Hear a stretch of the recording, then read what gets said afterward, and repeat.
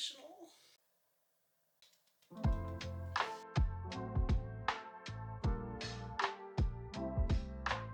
Guys, it's the end of January. Well, it's actually February 2nd as of this very moment, and we need to talk about the books that I read in January and pick my February TBR. So let's do that. Goodness, you need to be brushed. You're so furry. Okay, well, while he's getting comfortable, updates. Aiden got me a real camera for my birthday, and I'm so excited about it. It has a screen that like flips out so I can see myself, which is amazing. It makes all of this so much easier, but I keep looking at the screen, so I'm gonna really try not to. But if I'm looking at the screen, just don't point it out, okay? I know, I just did it.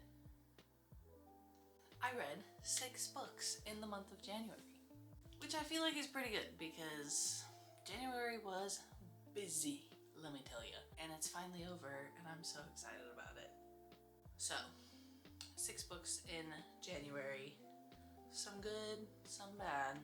First book that I read is Tattered Lies by Louise Rose. It's Tattered Obsession #1. This was a book that I got on one of those Stuff Your Kindle days. It was just free. I don't remember like anything specific about it when I added it to my Kindle. And I gave it a 2-star. It was fine. I didn't realize that, first of all, it was a short book.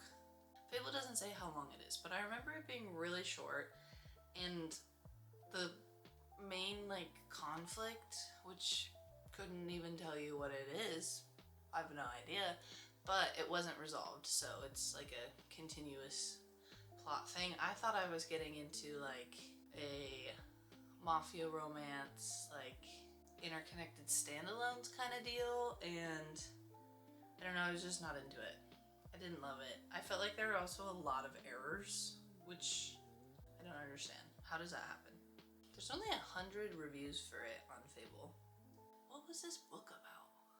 Oh, I remember what this book is about. It's arranged marriage, but the love interest is not the husband. Which I also, not that the husband is good, literally at all, but don't love that.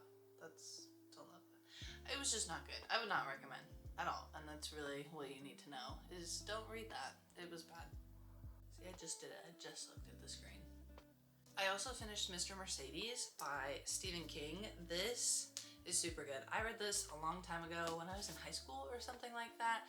Loved it, but it's a trilogy, and so I never finished it. So I bought it again because a lot of the books that I had in high school, I think I gave away when I went to college, so I did repurchase, but this is so good. He is so good. Mr. Stephen King is who I'm referring to. He is really good at making this evil character, our antagonist, really spooky and also messed up. Like, there's some reasons that this guy is as messed up as he is. I also think that the investigator is interesting. We have our investigator, Bill Hodges. He's actually retired, but this case of the Mercedes killer, which is someone who drives their Mercedes into a crowd of people, specifically people who are waiting in line at a job fair because the economy is in crisis, and that case was never solved before Bill retired, and now he retired, and he gets contacted by Mr. Mercedes, and so then he goes on a whole journey to try and figure out who Mr. Mercedes is and solve this case that went unsolved when he was on the police force. So really good. I love stuff like this. Like Criminal Minds is a show that I've rewatched many times. I love them investigating, like trying to go into the mind of the killer or the perpetrator, and I just thought this was really great, and it's a trilogy, so now I have more to read. I have to buy those first, but it's okay. I'm excited. This is great. And I don't really read thrillers or like scary stories at all, so if you haven't read this, you should. I gave that 5 stars, by the way. Then I read Hexed by Emily McIntyre. I gave this 3 stars. It was fine. It was good, and then I just got annoyed. I enjoyed this. So, let me back up. These books are like dark retellings of originally Disney stories. So, Hexed is Ariel, like the Little Mermaid story, but the person in this story who's, you know, characters more Ariel is like not a good person. Whereas like the person who's Ursula, I mean, she's not really a good person. It's not really what you would say, but she is, Bruno. But what she is our protagonist. So this one specifically was like mafia romance, but they're on like a part of different families, and he is getting married to her cousin, and her cousin sucks. Like, she is just the worst. And I liked it. It was cute, and then it just got annoying. I don't know if it dragged on or if it was a little bit too long, or obviously it's like not believable. Like, I'm not expecting to be like, oh yeah, this is super believable. But, you know, you gotta do the suspension of disbelief and still take what is being presented to you as fact in this fictional world, and it just seemed ridiculous and over the top. And I also don't think there was enough tension between them. It seemed like they kind of were into each other really quickly, which I did not love either. So I think these are fun stories, these little like dark Disney retellings. Super fun idea. I've now read all of them. I probably will read more if Emily McIntyre comes out with more, but I don't know. It's not my favorite. It wasn't my favorite.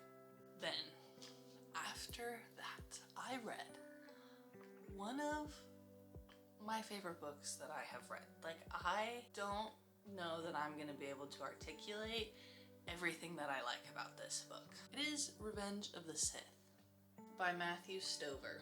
First of all, look at how beautiful this is. Let me see if I can figure out how to show you stuff like this. The naked hardcover is actually the most beautiful thing ever.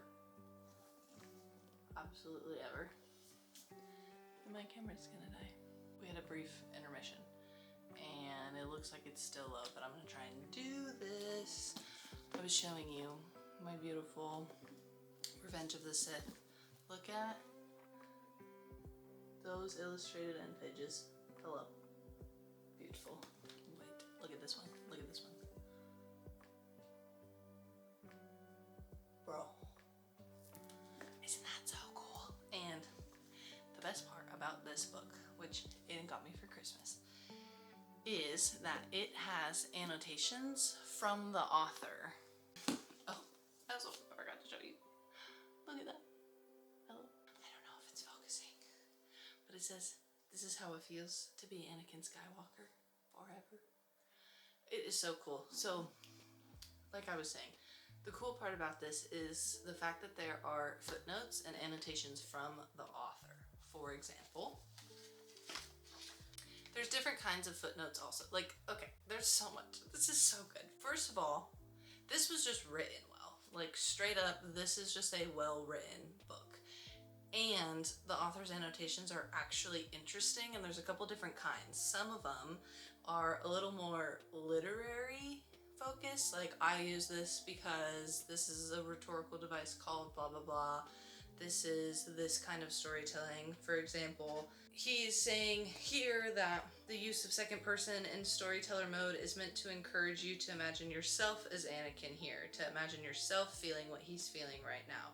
This is all to make his fall emotionally persuasive and, if I got it right, to get you imagining how you'd handle his troubles if they were yours. We also have an annotation literally the page before where he's saying, He says this only because galactic level understatement strikes me as funny. So it's some of it's like, this is why I wrote it this way, or this is what this is supposed to be doing. And as like an English literary analysis nerd, I think that is so cool. It is so cool. And you get so much more detail and emotional connection to the book than to the movie. I have seen Revenge of the Sith a billion times. It is a great movie. I'm a fan. This, I was crying. I was sobbing at the end. I literally closed it and looked over at Aiden and was like, this is so much worse. It is so much worse to read it than to watch the movie.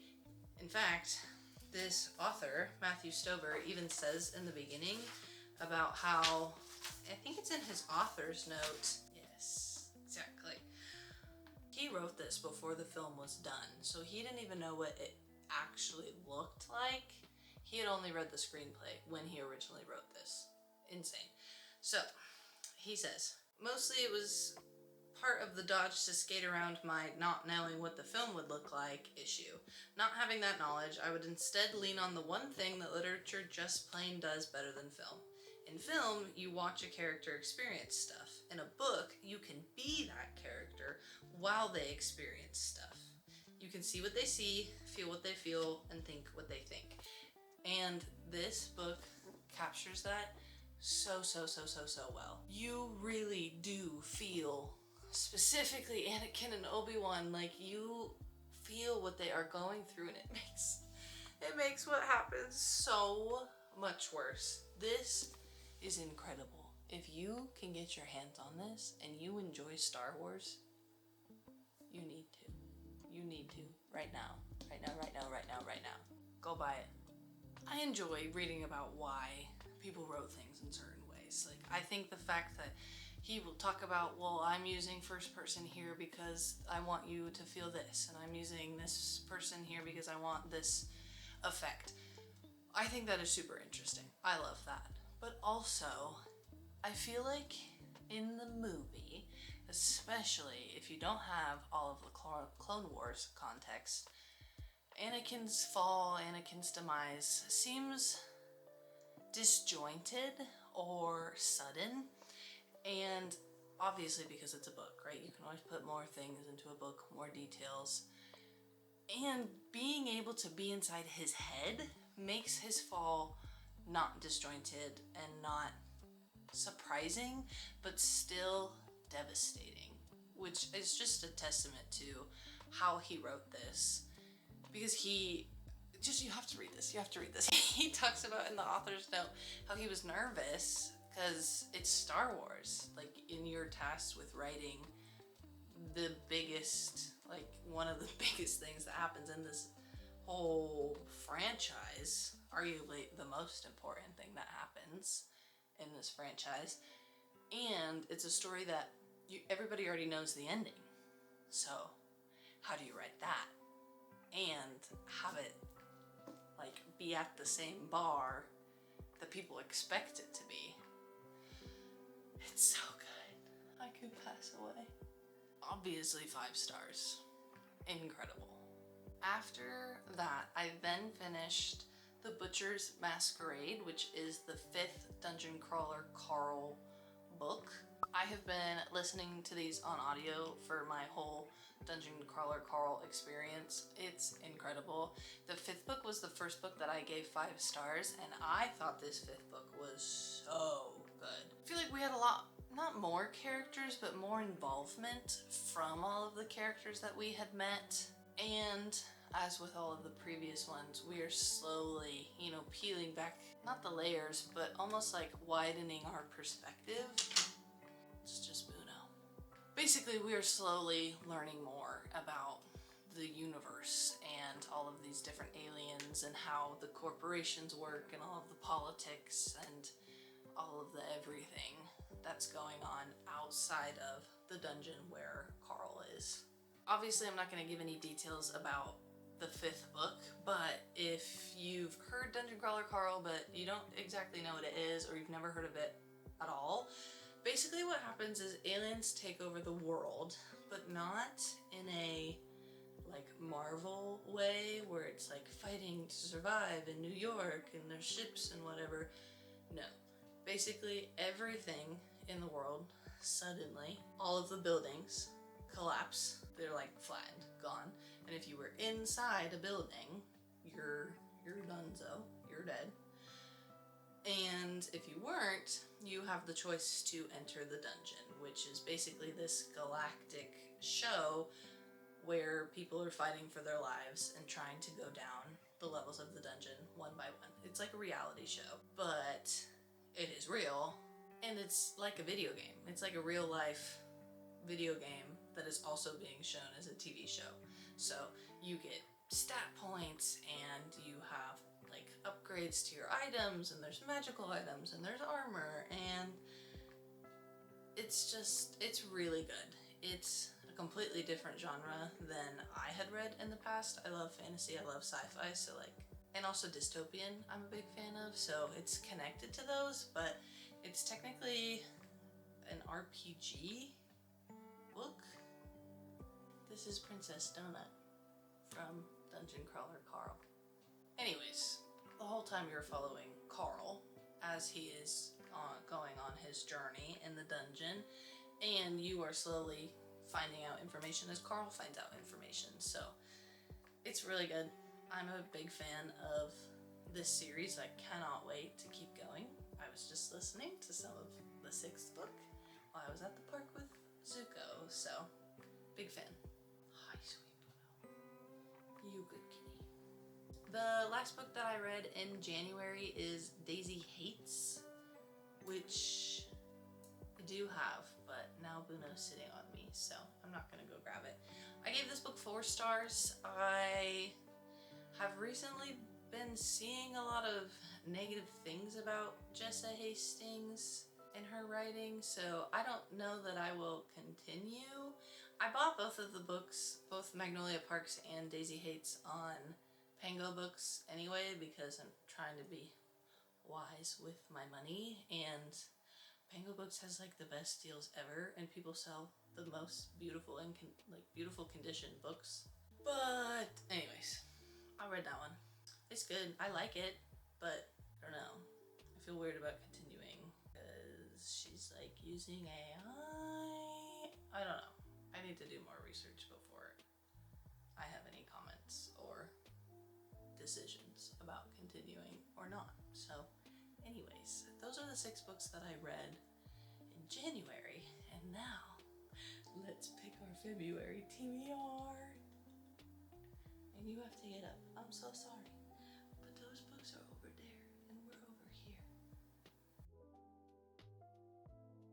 Hello again, after another brief intermission because Aiden just got home. So just went downstairs and chatted with him for a while. Now it is time to pick the TBR for February. Also, feedback on the angle. I feel like every time I sit on the ground, like it just doesn't look right. I don't know. I'm very new to having like a real camera. I'm trying to do things right, but whatever. I'm doing what I can. Okay. What we need to know before we start this is I'm only picking 4 books. February is a short month. We have already a lot going on this weekend, so I don't know how much I'm going to read this weekend because there's a hockey game on. See, I feel like I'm leaning in so much. Just like sit still, bro. Anyways, there's a hockey game on Saturday that I'm definitely going to. I might be going to one on Friday because we have season tickets to the Steelheads, which is a ECHL hockey team here in Idaho. And then on Sunday, I'm making Galentine's with 2 of my besties. And after that, we have a Super Bowl party to go to. So, point is, February's busy, so I don't want to pick too many. And the other reason I don't want to pick too many is because I'm reading her at the same time. So this is Rhythm of War by Brandon Sanderson. This is the 4th in the Stormlight Archive series. I am this far into it, and it is like over 1,200 pages long. So I need to get a move on this because, Thomas, if you're watching, we have beef. Because Thomas and I, my good friend, we were book clubbing and we had agreed to read to a certain page and then talk to each other. And he read way past that page. Like, I'm talking, he's on part 5, way at the end. And I have been reading other things and trying to be a good book club member and be patient. And so now I have to catch up. So, this is the first thing going on the February TBR, because I would actually love to finish this soon. Then we're picking 4 more, and we're going from whatever I already have in this jar. Also, I'm pretty sure there's like 40-something books right here, which is, this is my TBR shelf. Number 1. Oh, this is gonna take, this one's gonna take a while. Highest rated on Goodreads. So, I need my phone. Oh, excuse me. Oh, sorry. Sorry. Excuse me. I don't really use Goodreads anymore. I'm more of a Fable person.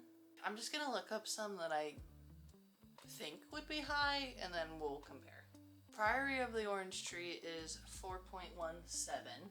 Air by Saba Tahir is 4.22. So that might be it. Dang! City of Smoke and Brimstone is 4.37. Now I just have to confirm that that is in fact the top. Oh my gosh!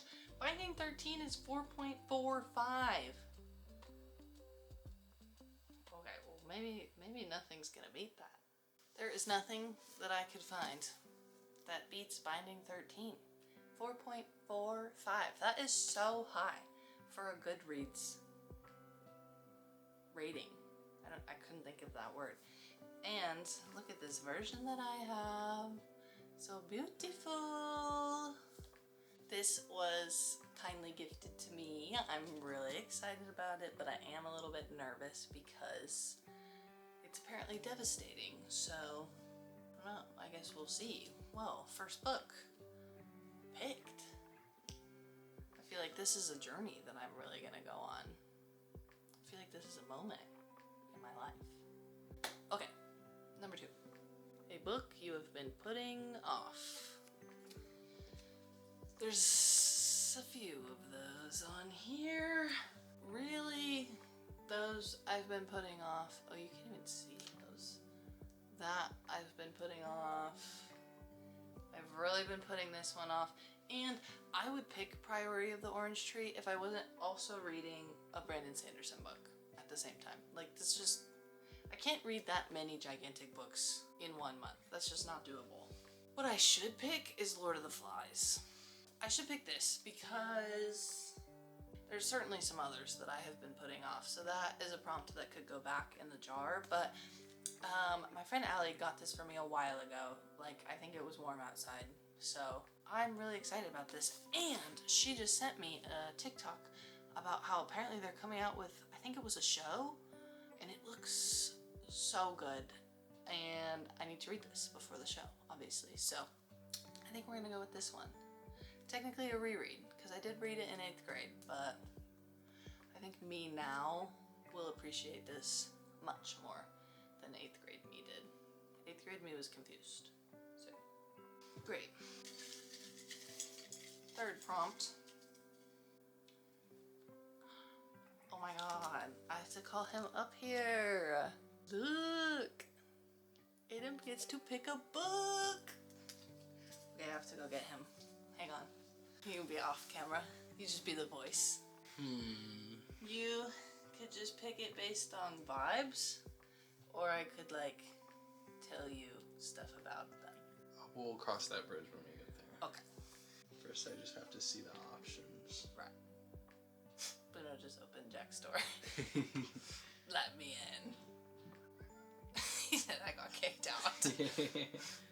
So I'm assuming that microprocessor fundamentals and No. fundamentals of electric circuits are not. No, I don't want to read any of your old textbooks. Me neither. In fact, there's some of those that I've never even read. Oh. No, this whole bottom row is no. Yeah, no, it's Just these. Oh, so not those either. No, most of these I need to like either sell or just put in one of the little free libraries. I see. I do feel like you should read the Darth Vader comic books, especially now with your new newfound. I was just showing that off. Oh yeah. I was just showing off my Revenge of the Sith. I was trying to explain how much I loved it and why I loved it. I don't know if it if I got through, but okay. I feel like those aren't really like books. You could pick all three. Those would be easy to like. You could pick them. You could finish those pretty quickly. Yeah, I feel like that's allowed. I think you should read the second Expanse book. The second Expanse book. Yeah. Okay.